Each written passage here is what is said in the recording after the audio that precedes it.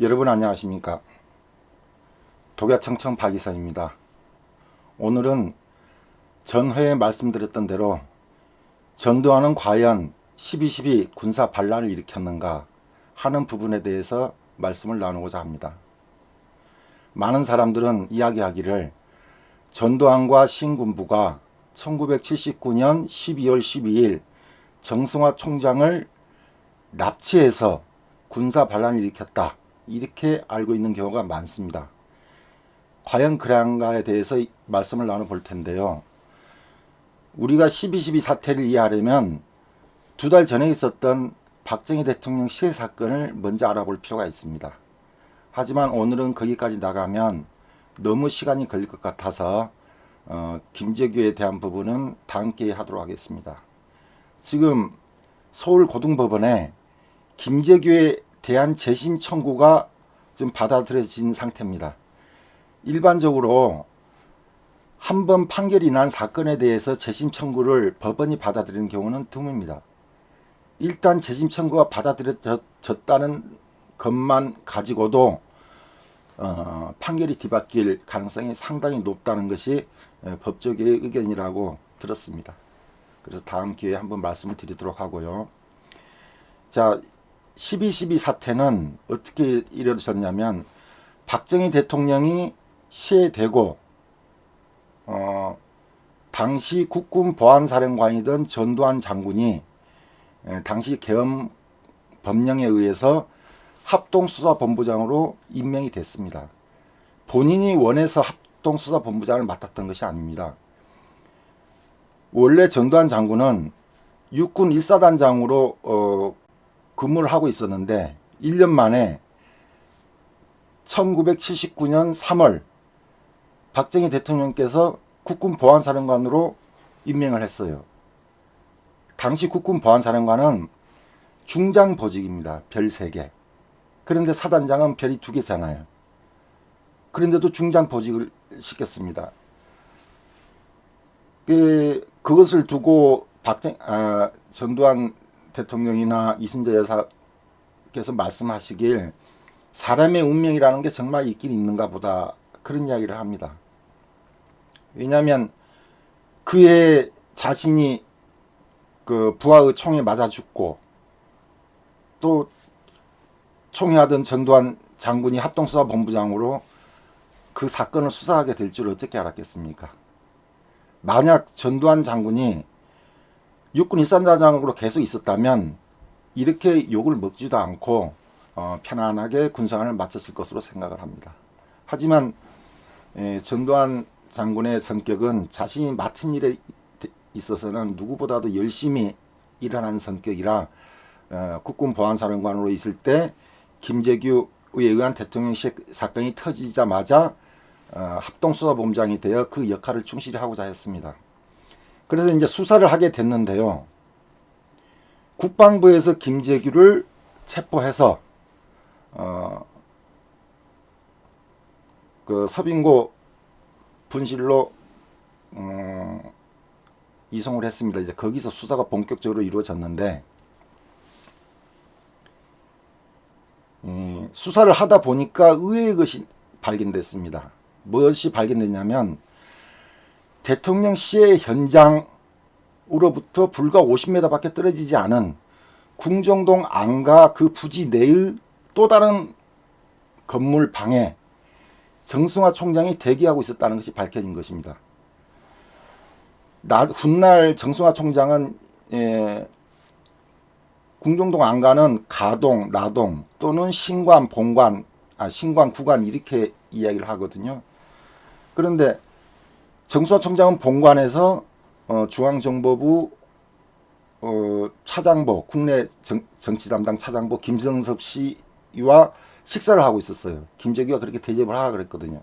그리고 김재규는 대통령 만찬장에서 와이셔츠 바람으로 왔다 갔다 하면서 정승화를 보고 갔습니다. 잠시만 기다려 달라 하고. 그리고 2층 자기 사무실로 가서 권총을 꺼내가지고 와서 대통령을 시해한 것이거든요. 그런데 합동수사본부에서 수사를 하다 보니까 그 대통령 시해 사건 현장에 정승화 육군 참모총장이 있었다는 것이 사실이 드러났어요. 그러면 우리 상식적으로 한번 생각을 해볼 필요가 있습니다. 총에 의한 여러 명을 죽인 그런 사건 현장에 우연히 있었든 누가 불러서 있었든 아니면 지나가다가 잠시 멈춰 있었든 구경을 했든 그런 사람에 대해서 조사를 합니까 안 합니까? 수사기관에서. 당연히 조사를 해야지 맞죠. 그것이 직무입니다. 그래서 전두환 합수부장은 부하들의 그 요구, 가장 주장을 했던 사람은 이학봉 대공처장이거든요. 그런데 이제 합동수사본부로 개편이 되면서 이제 수사국장을 맡게 되었습니다. 이학봉 수사국장의 건의에 따라서 또 다른 참모들도 건의를 했지만은 정승화 그 육군 참모총장을 결국 연행을 해서 수사를 해야 되겠다는 생각을 굳히게 됐어요. 왜 그런 생각을 굳히게 됐냐면 처음에는 정승화 육군 참모총장에게 진술을 받으려고 이학봉 수사국장과 그 다음에 합동수사본부가 구성이 되면서 검찰에서도 파견을 오고 경찰에서도 파견을 오고 여러 정부기관에서 파견을 받아가지고 합동수사본부를 꾸리고 있었습니다. 그때 검찰에서 파견 온 사람 중에 한 사람이 정경식 검사인데요. 이분이 아주 유능한 공안검사입니다. 이렇게 전두환 합수부장과 그다음 이학봉 수사국장, 정경식 검사 그리고 수사관들이 정승화 육군 참모총장하고 사전에 협의를 하고 찾아갔어요. 찾아가서 이러저러한 이유로 해서 총장님에 대한 진술을 좀 받아야 되겠습니다. 했더니 정승화도 흔쾌히 그럼 진술을 할 테니까 와라. 그래서 간 것이죠. 그래서 이제 소개를 시키고 전두환 장군 합수부장은 이제 나가고 이제 이학봉과 정경식 검사 위주로 이제 진술을 받게 됐는데 그 자리에서 정승화 총장의 자세가 무척 고압적이었다고 합니다. 나중에 그 진술 조서를 보고 펜으로 그어버린다든가 아니면 어느 부분을 집어넣고 어느 부분을 빼라고 한다든가 임의로 수정 삭제를 지시한 것이죠. 그렇게 해서 그 다음날 정경식 검사가 하루 종일 그 진술서를 또 작성을 해서 찾아갔더니 정승화 총장이 그 진술서를 처음부터 끝까지 낭독을 해봐라 이렇게 또 시키기도 했다는 소리가 있습니다. 거기서 정경식 검사는 대통령실의 사건이 아니면 군과 얽힐 일도 없는데 최고의 검사인 내가 이렇게 대접을 받아야 되나 모멸감을 느꼈다고 합니다. 그런 식으로 굉장히 수사에 비협조적이고 강압적으로 응했습니다. 정승화 총장이. 하지만 함부로 할 수가 없었죠. 왜냐하면 계엄사령관이라는 것은 군권을 모두 쥐고 있는 아주 막강한 권력자거든요. 그리고 직제상으로 보면 육구참모총장 보다 계급이 낮은 국군 보안사령관이지 않습니까? 물론 육구참모총장이 지휘를 받는 기관은 아닙니다만 그래서 함부로 어떻게 하질 못하고 있다가 나중에 김재규에게서 또 다른 진술이 나왔습니다. 무슨 진술이 나왔냐면 혁명 3단계 계획이 드러난 거예요. 이것을 누구한테 진술했냐면 이학봉 수사국장에게 진술을 했습니다. 이학봉 수사국장은 과거 그 방첩사 시절 김재규가 방첩사령관을 했었거든요. 그 밑에 부하로 있었던 적이 있습니다. 그래서 서로 안면이 있어요. 그래서 이제 이학봉이 김재규를 이렇게 신문하러 갔더니 거기서 이제 김재규가 과거에 같이 근무했던 데리고 있었던 부하가 들어오니까 반가운 얼굴로 혁명 3단계에 대한 것을 다 이야기를 해준 겁니다. 첫 번째 혁명 1단계는 국내 정치 상황이 아주 혼란스럽고 국민 대중의 불만이 폭발적으로 끌어오를 때 대통령을 시해한다는 것입니다. 그 11.6 바로 전에 부마 사태가 있었죠. 그래서 그것을 김재규가 이야기했던 것이고요. 그래서 김재규는 대통령을 시해를 했습니다. 그리고 혁명 2단계는 무엇이냐? 정승화 육군참모총장을 계엄사령관으로 임명한다는 것입니다. 계엄사령관으로 임명을 해서 모든 정부기관을 장악하고 권력을 장악한다는 것이죠. 그리고 혁명 3단계는 계엄사령부를 혁명위원회로 확대 개편한다는 것입니다. 거기에 최규하를 끌어들이고 그 다음에 김재규가 또 역할을 맡고 정승화가 또 역할을 맡도록 이렇게 김재규가 이야기를 했어요.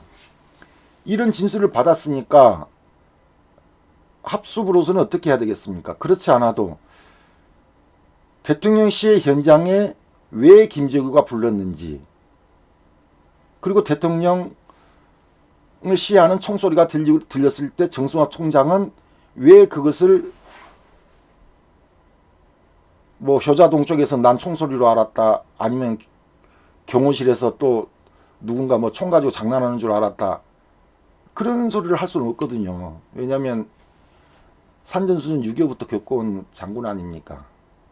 그리고 나중에 말씀드리겠습니다만 12.12 사태가 일어났을 때 육군 참모총장 공간과 국방부 장관 공간은 50m 이상이에요. 떨어져 있습니다. 그런데 육군 참모총장 공간에서 권총 소리가 몇 발 나자마자 노재현 국방장관은 공간에서 나와가지고 자기 부인과 담을 넣어서 당국대 캠퍼스로 도망을 가버렸거든요. 그 정도로 총소리에 민감한 것이 군인들입니다. 그런데 정승화 총장은 불과 50m밖에 떨어지지 않은 궁정동 안가 건물에서 그 권총 소리뿐만 아니라 M16 소총 소리가 들리는데, 난사하는 소리가 들리는데 육군 참모총장으로서 그걸 나는 몰랐다. 그건 말이 안 되는 것이죠. 그런 부분을 합동수사본부는 조사할 필요가 있었던 것입니다. 그리고 김재규가 대통령을 시해하고 난 후에 허겁지겁 와이셔츠 바람으로 달려와서 갑시다 하고 차를 타고 가는 동안 무슨 이야기를 했는지, 군을 동원한다고 했는데 어떤 군을 동원하려고 했는지, 그런 것을 조사해야 되겠죠. 그 다음 육군본부 지하 벙커로 가서 국무총리와 강요들을 벙커로 부르거든요. 왜 그리 불렀는지, 청와대나 총리실로 가지 않고 그런 것도 조사 대상이 되겠죠. 그 다음에 정승화 총장이 권한 밖의 행위를 한 것도 있습니다. 당시 대통령 경호실 차장이 이재전 장군이었는데요. 차이철 경호실장이 죽었으니까 그 다음 책임자는 이재전 경호실 차장입니다. 그런데 정승화 총장이 이재전 경호실 차장에게 전화해서 그 자리에 움직이지 말고 가만히 있으라, 이렇게 이야기를 했거든요. 그리고 수경 사령관에게 전화해서는 청와대 외곽을 포위해서 경호실 병력이 움직이지 못하도록 해라, 또 이렇게 지시한 적도 있습니다. 그리고 대통령이 시해되었다는 것을 알고도, 아니 그것이 아니고 이 부분은 수정했습니다. 자신이 대통령이 시해된 궁정동 안가에 있었다는 사실을 계엄사령관이, 자신이 계엄사령관으로 임명될 때까지 4시간 동안 입을 닫고 있었습니다. 이런 것이 다 조사 대상 아니겠습니까? 수사 대상이죠. 그런데 아까 말씀드렸다시피 수사관들을 보내서 진술서를 받는 것으로는 육군 참모총장, 즉 계엄사령관을 맡은 정승화 총장이 너무나 강압적이고 고압적인 자세로 나오니까 수사를 제대로 할 수 없었던 것입니다. 그래서 고민 끝에 육군 참모총장을 임의 동행 형식으로 연행해서 수사를 하자, 이렇게 결론을 내렸던 것입니다. 그리고 이제 준비를 해서 12월 12일로 정했는데요. 12월 12일로 정한 이유는 육군본부 장성 진급심사가 있는 것이 11일, 12일입니다. 발표가. 그 전에 총장을 연행해버리면 군내 분위기가 어수선해지고 혼란해질 것을 염려해서 장성 진급 심사가 끝나는 날로 그 날짜를 정한 것입니다. 12월 12일. 그래서 이제 그쪽으로 가게 된 사람이 누구냐면 허삼수 인사처장, 보안사, 그 다음에 우경윤 국방부 범죄수사단장, 다 육군 대령입니다. 그리고 뭐 최성립 또 헌병대 뭐 이런 장교들, 이렇게 수사관하고 그 헌병대원들이 육군 참모총장 공관으로 갔습니다. 갔는데 보안사는 사실 병력이 없는 부대입니다. 병력이 가지고 있는 것은 권총뿐이고 뭐서 기관총, 야포 뭐 이런 것이 없는 부대예요. 그래서 무력으로는 절대 정성화 육군 참모총장과 대결할 수가 없는 것이죠. 하지만 합동수사본부는 대통령 시해 사건에 관한 한 정권을 이임받고 누구의 눈치도 보지 않고 수사를 할 수 있었기 때문에 정성화 총장에 대한 수사 결심을 하게 된 것입니다. 근데 8시 반경에 이제 출발을 했어요. 이제 육군 참모총장 공관으로 가서 허삼수 대령과 우경윤 대령이 응급실에 앉아서 정성화 총장과 이야기를 하다가, 총장님, 새로 김재규로부터 진술이 나와서 좀 조사할 게 있습니다. 녹음시설이 있는 곳으로 좀 가셔야겠습니다. 했더니 정성화가 불같이 화를 내면서 너희들 누구야? 어떤 놈이 보냈어? 야, 경비원, 경호원, 이놈들 잡아!